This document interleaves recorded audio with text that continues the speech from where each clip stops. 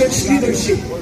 They are now in serious observation sa seryosong nagaganap ng mga hidwaang politika at kanilang kino-call out ang atensyon ng liderato ng gobyerno na unahin, na resolbahin ang krisis na kinakaharap ng mamamayan, hindi ang mga maruruming laro sa politikang ito na nagaganap. At sa bahagi natin, walang ibang pasimuno ng ganitong maruming kaguluhan sa politika kung hindi ang pagpapabaya at ang inutil na pangungunsinte ni Marcos sa abusado at maruming laro sa politika ng kanyang pinsan na si Martin Romualdez na sobrang ambisyoso at hindi na makapag-antay ng